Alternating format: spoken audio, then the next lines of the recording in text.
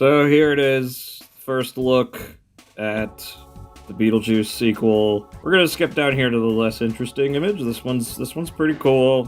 Catherine O'Hara looks great. Jenna Ortega, she kept the same shoes from Wednesday.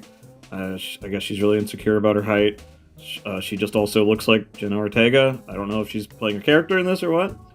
We got Winona Ryder as Lydia, sporting the same haircut. She was a fashionable New York socialite. She just decided fashion was stupid and she'll just keep the same haircut for 30 years. Looks like they're at a funeral. There's definitely a hearse in the background. I guess, I don't know who this guy is. He's like a proto-Otho, maybe. But anyway, let's go check out Beetlejuice. And I don't know how to feel about this. I literally saw this in my feed, did a double take, and then just moved on because I thought that this was just a crappy cosplay. I'm not trying to be a hater, but I literally just thought this was a crappy cosplay and I moved on. The suit is so big. The suit's supposed to be too small, but this suit's like too big. So the suit's too big, the buttons are wrong. I feel like the buttons are white. His tie is all like crisp. Let's talk about the hair and makeup though. His hair looks weird. The teeth are right.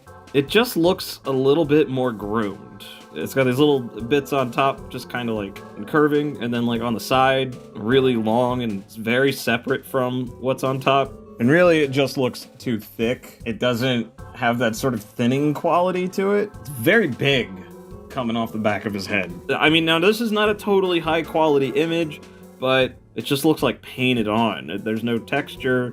And I can tell you that having looked at this makeup a lot up close, the bridge on his nose looks a little flat. I don't know. It's just the texture is like off a little bit. Now you might be thinking, okay, dude, it's been 30 something years, get over it. Like, the makeup's not gonna look exactly the same. I really don't want to go off the reservation here like Indiana Jones fans who think that this hat looks great and this hat looks like shit. I don't think that I'm being that picky. This is not just about like a single article of clothing. And Indiana Jones doesn't have creature effect makeup, so getting the creature effect makeup wrong on Beetlejuice is basically getting the character wrong. And also, Indiana Jones could literally get a new hat. Beetlejuice is a character that exists outside of time, so it's just weird because he should look exactly the same. And let me be clear, I have a giant portrait of Michael Keaton on my wall right next to my workstation. It's hard for me to overlook details. I'm gonna point something out here about why I am not a crazy person. So here is somebody else who is totally not Michael Keaton in makeup, and it looks fabulous. He's clearly not Michael Keaton, but it's rough in all the right areas, and it's got that clean, smooth, like his forehead and his cheekbones have always been very, like, smooth. The wig looks exactly right. Even though this isn't Michael Keaton, this looks great. And you want to know why? Because that woman right there who did this makeup in this, that's V. Neal. And she is the one who did Beetlejuice's makeup originally back in the 80s. The reason that that's important, well, let's go take a look at this. Here's the thing. We got Tim Burton back.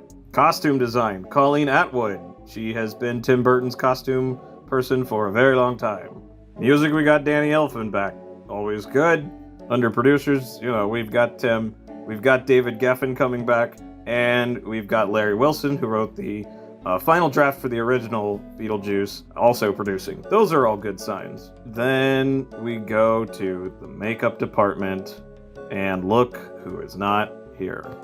No V. Neal. The thing is she did this live demonstration of the Beetlejuice makeup last year. Why did they not bring her back?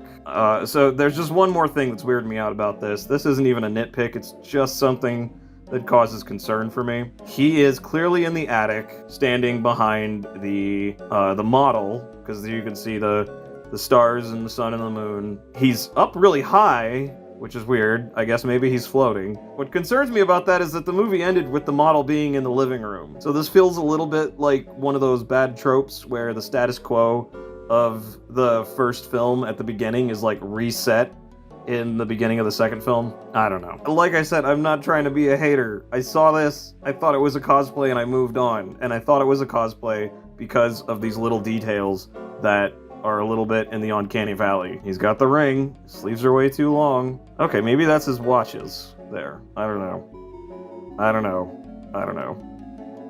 Weird, weird, weird. But I am working on a Beetlejuice full retrospective for the original film, so I don't know. Say something in the comments about your thoughts on this, because I don't know if I'm going crazy or if I need to calm down. Maybe it'll help me calm down before I get an attitude in that video.